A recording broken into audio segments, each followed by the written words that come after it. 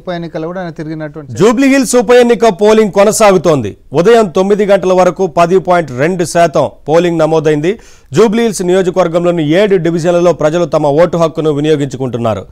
నవోదయ కాలనీలోని పోలింగ్ బూత్లో బీఆర్ఎస్ అభ్యర్థి మాగంటి సునీత, వెంకటగిరిలోని నాజర్ స్కూల్లో కాంగ్రెస్ అభ్యర్థి నవీన్ యాదవ్ ఓటు హక్కు వినియోగించుకున్నారు. అటు ఎల్లారెడ్డిగూడ నాగార్జున కమ్యూనిటీ హాల్లో పోలింగ్ బూత్లో బీజేపీ అభ్యర్థి లంకల దీపక్ రెడ్డి దంపతులు ఓటు వేశారు. నియోజకవర్గంలో 4,01,635 మంది ఓటర్లుండగా 58 మంది అభ్యర్థులు బరిలో ఉన్నారు. సాయంత్రం 6 గంటల వరకు పోలింగ్ కొనసాగుంది.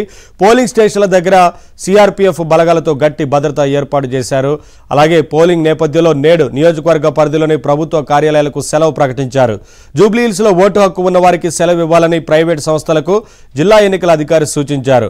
2023 ఎన్నికల్లో ఈ నియోజకవర్గంలో 47.58% పోలింగ్ నమోదు కాగా ఈసారి ఎంత శాతం ఉంటుందన్నది ఆసక్తిగా మారింది.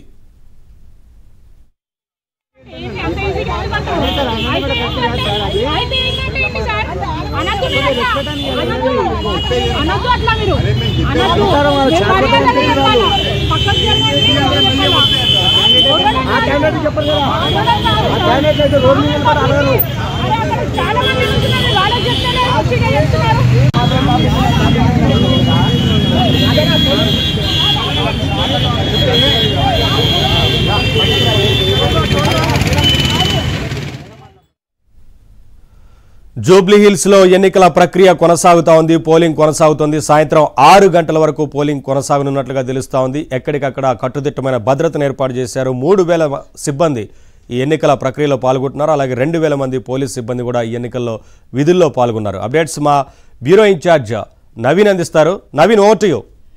So thank you Naveen. So మొత్తం మీద జూబ్లీ హిల్స్ ఉప ఎన్నికకు సంబంధించినటువంటి పోలింగ్ కొంత ప్రశాంత వాతావరణంలోనే కొనసాగుతోంది.